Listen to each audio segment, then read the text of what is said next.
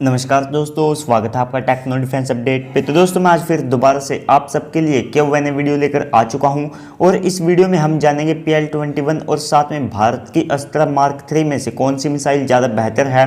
साथ में भारत के जो XRSAM एयर डिफेंस सिस्टम है उसके बारे में जानेंगे और दोस्तों चीन के J-20 और साथ में जो हमारे AMCA में AESA रडार लगने वाला है, इन दोनों को कंपेयर करेंगे कि कौन सा रडार ज़्यादा बेहतर होने वाला है। और दोस्तों क्या जो हमारा तेजस मार्क 1A है उसमें जो तेजस MK2 है उससे ज़्यादा समय लग रहा है, इसके बारे में भी हम इस वीडियो में जानेंगे। लेकिन उससे पहले आप भी अगले Q&A वीडियो के लिए अपने जो क्वेश्चंस हैं उसको कमेंट सेक्शन में लिख दीजिएगा ताकि मैं अगली वीडियो में उनको कवर कर सकूँ। तो चलिए दोस्तों अपनी वीडियो को शुरू करते हैं, लेकिन उससे पहले आप चैनल को भी सब्सक्राइब कर लीजिएगा। तो दोस्तों सबसे पहला क्वेश्चन यहाँ पर आ जाता है वासु जी की तरफ से, जो कहते हैं please tell me which is better Astra mark 3 versus PL-21 missile. तो देखिए दोस्तों दोनों ही लॉन्ग रेंज की एयर टू एयर मिसाइल होने वाली है, जो कि अपने फाइटर जेट की जो BVR कैपेबिलिटीज़ है उनको बढ़ाने के लिए इस्तेमाल में लाई जाएगी। तो दोस्तों दोनों ही मिसाइलें जो है वे अंडर डेवलपमेंट है, यानी अभी कोई भी मिसाइल बनकर तैयार नहीं हुई है। और साथ में भारत की जो अस्त्र मार्क 3 मिसाइल होगी इसकी जो रेंज है वो 340 किलोमीटर तक होने वाली है, जबकि दोस्तों जो चाइना की जो PL-21 मिसाइल है उसकी रेंज भी 350 किलोमीटर तक होगी। लेकिन दोस्तों चाइना लगातार इस मिसाइल की जो रेंज है उसको अलग अलग करके बताता है, जिसमें इसकी जो रेंज है पहले लगभग 400 किलोमीटर जो चाइना है वो क्लेम करता था, लेकिन उसके बाद वो 350 किलोमीटर पर आई और साथ में 300 किलोमीटर पर, और उसके बाद ये 250 किलोमीटर तक अब जो चाइना है वो इसे क्लेम करने लगा है। तो वहीं पर बात करें दोनों मिसाइलों की स्पीड की, तो जो भारत की अस्त्र मार्क 3 मिसाइल होगी इसकी स्पीड 4 मैक से ज़्यादा होगी। तो वहीं पर चाइना की जो PL-21 मिसाइल है उसकी स्पीड 4.2 मैक से थोड़ी सी ज़्यादा हो सकती है।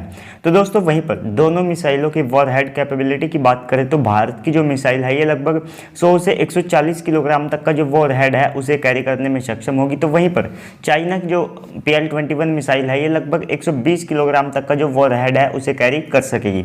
तो दोनों ही मिसाइलों में जो रैमजेट इंजन है उनका इस्तेमाल किया जाएगा और साथ में गाइडेंस सिस्टम के लिए एक्टिव AESA जो सिस्टम है उसका इस्तेमाल किया जाएगा।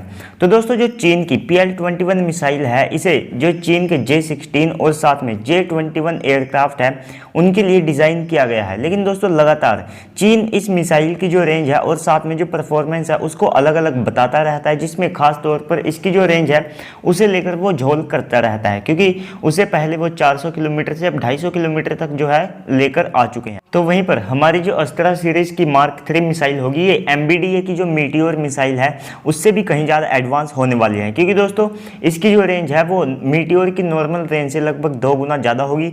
यानी कि मीटियोर की जो रेंज है वो 150 किलोमीटर है, तो इसकी रेंज जो 350 किलोमीटर तक होगी। तो रेंज में ये उससे भी बहुत ज़्यादा आगे होने वाली है और साथ में इसका जो नो एस्केप जोन होगा वो लगभग 100 किलोमीटर से ज़्यादा का होगा।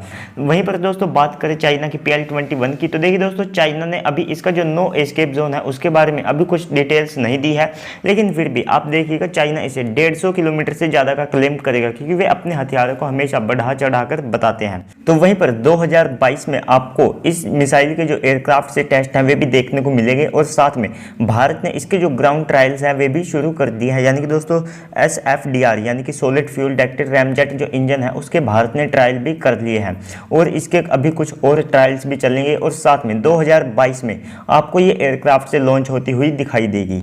तो यहीं पर दोनों में कौन सी मिसाइल ज़्यादा एडवांस होगी, तो देखिए दोस्तों अगर PL-21 की जो परफॉर्मेंस जो है क्लेम की जाती है अगर ये उसे मैच करती है तो दोनों जो मिसाइल हैं वे लगभग सेम होगी।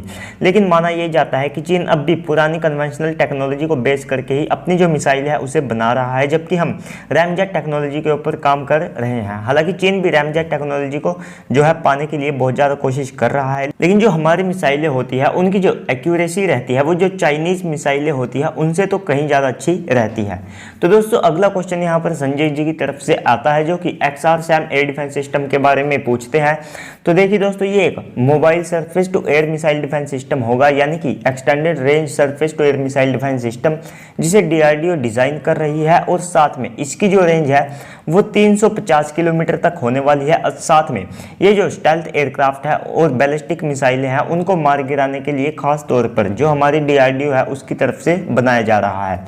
तो देखिए दोस्तों, ये लगभग 250 किलोमीटर की रेंज में जो स्टेल्थ एयरक्राफ्ट हैं, साथ में यूसीएवी हैं, बैलिस्टिक मिसाइलें हैं, क्रूज मिसाइलें हैं, उनको ये मारने में सक्षम होगा। लेकिन दोस्तों लॉन्ग रेंज में यानी कि 350 किलोमीटर से ये जो अवॉक्स है, साथ में दोस्तों जो ट्रांसपोर्ट एयरक्राफ्ट हो गए, हेलीकॉप्टर्स हो गए, एयर रिफ्यूलर हो गए, यानी कि वे टारगेट जो कि कम मैन्यूवरेबल होते हैं, साथ में जिनका रडार क्रॉस सेक्शन भी काफ़ी ज़्यादा होता है, तो उन्हें ये इतनी दूर से बड़ी आसान से मार गिराने में सक्षम होगा। जबकि 250 किलोमीटर की रेंज में ये स्टेल्थ एयरक्राफ्ट, क्रूज मिसाइलें और जो छोटे एरियल टारगेट होते हैं जैसे कि फाइटर जेट जो कि काफ़ी ज़्यादा मैन्यूवरेबल होते हैं, तो उन्हें ये मार गिरा सकेगा। और ये लगभग 250 किलोमीटर की रेंज में जो S-400 है, उसकी जो 40N6E मिसाइल है, उसी की तरह आप कह सकते हैं उसकी परफॉर्मेंस को ये मैच करेगा। और साथ में हमारे पास जो Barak 8 MRSAM air defence system है, जिनकी रेंज 70 से 100 किलोमीटर तक है, साथ में S-400 जिसकी रेंज 400 किलोमीटर तक है, तो इनके बीच का जो गैप है उसे ये फिल करेगा। यानी कि दोस्तों इनके बीच में आप कह सकते हैं ये एयर डिफेंस सिस्टम जो गैप है उसे फिल करने के लिए खासतौर पर डिज़ाइन किया जा रहा है। और साथ में ये भारत का जो मल्टीलेयर एयर डिफेंस सिस्टम है उसका भी हिस्सा बनेगा। और दोस्तों आप सबको पता है कि एयर डिफेंस सिस्टम आज की तारीख में एडवांस करना कितना ज़्यादा जरूरी हो चुका है, क्योंकि आपने इजराइल के ऊपर देखे हैं कितने ज़्यादा हमले हुए, उसके एयर डिफेंस सिस्टम की जो मिसाइलें हैं वे भी एक तरह से कम पड़ने लगी थी, तो कुछ रॉकेट्स उनके वहाँ पर भी गिरे थे। तो दोस्तों एयर डिफेंस सिस्टम को आने वाले समय में और ज़्यादा एडवांस करना भारत के लिए बहुत ज़्यादा जरूरी है। तो दोस्तों इसके बाद इसकी जो मिसाइल है उसकी जो कॉस्ट है उसको कम करने के लिए जो बराक 8 एयर डिफेंस सिस्टम है उसी को DRDO ने बेस किया है। तो ये इस तरह का एयर डिफेंस सिस्टम होने वाला है। तो इसके जो टेस्ट हैं वो लगभग 2022 से स्टार्ट कर दिए जाएंगे और साथ में आने वाले समय में ये आपको भारतीय जो वायुसेना है उसके अंदर देखने को मिलेगा और हो सकता है जो भारतीय थल सेना है वो भी इसका इस्तेमाल करे। तो दोस्तों अगला क्वेश्चन यहाँ पर आ जाता है अनिल जी की तरफ से, जो J-20 और साथ में एमका के रडार के बीच का जो डिफरेंस होने वाला है, जो परफॉर्मेंस होने वाली है, उसके बारे में जानना चाहते हैं। तो देखिए दोस्तों सबसे पहले बात करें J-20 और साथ में एमका में कौन सा रडार लगने वाला है या J-20 में कौन सा रडार लगा है। तो देखिए जो हमारा एमका होने वाला है इसमें उत्तम AESA Mark II रडार लगेगा। तो वहीं पर जो चाइना का J-20 है इसमें KLJ-5 या फिर जिसे टाइप 1475 AESA रडार कहते हैं वो लगा है। तो देखिए दोस्तों जो चाइना का J-20 है उसमें लगभग 1856 TR मॉड्यूल्स मौजूद है, जबकि जो भारत का जो AESA रडार होने वाला है उसमें 1280 TR मॉड्यूल्स मौजूद होने वाले हैं। और दोस्तों आप कंफ्यूज मत होइएगा कि अभी जो अपडेट निकल कर आई है उसके हिसाब से 1000 TR मॉड्यूल्स इसमें होने वाले हैं, 900 से 1000। तो देखिए दोस्तों जो हमारा तेजस MK2 है उसका जो नोज है वो छोटा है, जबकि एमका का जो नोज कोन है वो बड़ा होने वाला है और आने वाले समय में इसको इम्प्रूव किया जाएगा, तो जिसमें TR मॉड्यूल्स को बढ़ाया जाएगा। और साथ में जो हमारा तेजस MK2 है वो इतने ज़्यादा TR मॉड्यूल्स को जो है पावर नहीं दे सकता है। तो आप इसमें कंफ्यूज नहीं होइएगा कि आप कहें कि इसमें 1000 TR मॉड्यूल्स होने वाले हैं। तो वहीं पर जो J-20 है इसमें जो KLJ-5 रडार लगा है, तो इसे चाइना ने प्लान किया है कि वो 2000 से 2200 TR मॉड्यूल्स वाले AESA रडार से रिप्लेस करेगा। लेकिन इसमें चाइना को थोड़ी सी दिक्कत हो सकती है, उसके बारे में भी हम बात करेंगे। लेकिन सबसे पहले दोनों रडार की जो रेंज है उसके बारे में बात कर लेते हैं। तो देखिए दोस्तों जो चाइना का जो J-20 में KLJ-5 रडार लगा है तो उसकी जो रेंज है वो 5 मीटर स्क्वायर RCS के टारगेट के लिए 370 किलोमीटर चाइना की तरफ से क्लेम की जाती है। हालांकि बहुत ज़्यादा इतनी दूर से ट्रैक कर पाना, क्योंकि J-20 में कुछ प्रॉब्लम्स है तो उसके बारे में भी हम बात करने वाले हैं। तो इसी के साथ जो J-20 में KLJ-5 रडार लगा है उसका जो पावर कंजप्शन है वो लगभग 20 किलोवाट से कहीं ज़्यादा है। तो वहीं पर जो भारत का जो उत्तम AESA रडार होने वाला है उसका माना जाता है कि वो 10 किलोवाट से थोड़ा सा ज़्यादा जो है जो पावर कंज्यूम करेगा, ये एक्सपेक्टेड है। हालांकि दोस्तों इसमें चीज़ें जो है वो बदल सकती है, क्योंकि अंडर डेवलपमेंट प्रोजेक्ट में लगातार जो है चेंजेस होते रहते हैं। तो देखिए दोस्तों जो J-20 में इंजन लगा है वो उसका जो रडार है उसको पूरी पावर नहीं दे पाता है। तो ऐसे में उस रडार की जितनी कैपेबिलिटी है वो उस हिसाब से जो परफॉर्मेंस है वो नहीं देता है। लेकिन दोस्तों जो ये इंजन इसमें लगे हैं वही सेम इंजन J-16 में इस्तेमाल होते हैं। तो ये इंजन J-16 के 1750 TR मॉड्यूल्स वाले रडार को भी जो है पावर नहीं दे पाते हैं। तो ऐसे में J-20 की जो पावर सप्लाई है वो तो लगभग 20 किलोवाट की मांगता है।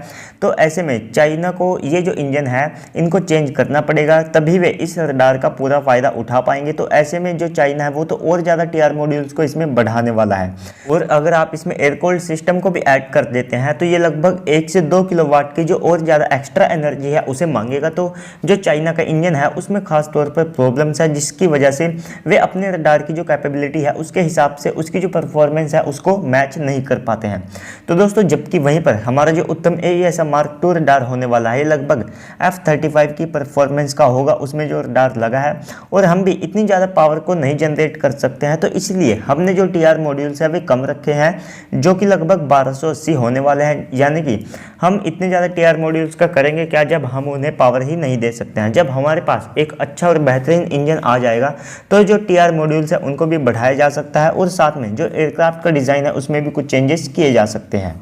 तो दोस्तों यहाँ पर जो चाइना का J-20 है उसमें जो इतने ज़्यादा TR मॉड्यूल्स और साथ में उसकी जितनी भी परफॉर्मेंस है वो केवल क्लेम की जाती है, जबकि उसका इंजन जो है वो इसे इतनी ज़्यादा पावर नहीं दे पाता है। दोस्तों अगला क्वेश्चन यहाँ पर नरेंद्र सिंह जी की तरफ से आ जाता है, जो कि पूछते हैं तेजस Mark 1A में तेजस Mk2 से भी ज़्यादा समय क्यों लग रहा है। तो देखिए दोस्तों, क्योंकि इसमें अभी भी कुछ इक्विपमेंट है जिसे हम लगाकर टेस्ट कर रहे हैं और साथ में इसे इक्विप्ड कर रहे हैं, जिसमें सबसे पहली बार उत्तम AESA रडार का इस्तेमाल किया जाएगा। यानी कि हमारे जो 83 एयरक्राफ्ट होंगे जो तेजस की डील हुई थी, तो उसमें जो लगभग 50 या 51 से एयरक्राफ्ट है उसमें लगभग उत्तम AESA रडार का इस्तेमाल किया जाएगा और उस रडार के जो टेस्ट हैं वो भी इसमें किए जाएंगे। और साथ में हम इसमें अभी जो पाइथन मिसाइल है और साथ में आइडर भी और साथ में हमारी जो अस्त्र मिसाइल होने वाली है उसको भी टेस्ट कर रहे हैं, जिसकी वजह से ये जो टाइम है ये लग रहा है। और साथ में तेजस Mark 1A में जो digital fly by wire system है उसको भी इंट्रोड्यूस किया जा रहा है और इसमें जो एयर रिफ्यूलिंग प्रोब है, इलेक्ट्रॉनिक वारफेयर सूट है और जो दूसरे सेंसर्स है और BVR कैपेबिलिटीज़ को बढ़ाने के लिए इसमें जो मिसाइलें इंट्रोड्यूस की गई है उसकी वजह से इसमें जो ज़्यादा टाइम है वो लगा। जबकि दोस्तों जो ज़्यादातर वर्क है वो पूरा हो चुका है। तो साथ में इसमें जो इंटरनल रडार वार्निंग रिसीवर है, सेल्फ प्रोटेक्शन जैमर है, उसका भी इस्तेमाल किया जाएगा और जो तेजस Mk1 है उनको भी यही अपग्रेड दिया जाएगा जिससे वे भी और ज़्यादा एडवांस हो सके। जबकि वहीं पर जो तेजस Mk2 है उसकी जो ज़्यादातर टेक्नोलॉजी है वो तेजस Mk1A या Mk1 में जो है टेस्ट हो चुकी है। ज़्यादातर जो सिस्टम है वे हमने कंप्लीट कर लिए हैं, लेकिन अब उन्हें आप कह सकते हैं असेंबल करना बाकी है। जैसे कि AESA रडार भी तैयार हो चुका है, IRST सिस्टम तैयार हो चुका है, यानी कि ज़्यादातर जो टेक्नोलॉजी है वो हमने तैयार कर ली है। उसको केवल अब अपग्रेड करके या उसे और ज़्यादा एडवांस करके हमारा जो तेजस Mk2 एयरक्राफ्ट है उसमें लगाया जाएगा। रही बात प्रोडक्शन की, तो देखिए दोस्तों HAL ने 24 एयरक्राफ्ट पर ईयर बनाने की बात कही है और साथ में हमारी जो तेजस Mark 1A एयरक्राफ्ट की जो 83 एयरक्राफ्ट की डील हुई थी, अगर वे उसमें से एक भी एयरक्राफ्ट को डीले करते हैं तो उन्हें हर एयरक्राफ्ट के ऊपर जो फाइनेंशियली फाइन है वो देना पड़ेगा। तो दोस्तों ये भी है, HAL का जो इलाज है वो भी किया जा चुका है। तो ऐसे में हो सकता है कि प्रोडक्शन में किसी भी तरह की जो दिक्कत है वो आने वाले समय में फेस ना करनी पड़े। तो चलिए दोस्तों, आज की इस वीडियो में इतना ही, मिलते हैं अगली वीडियो में, तब तक के लिए गुड बाय, जय हिंद।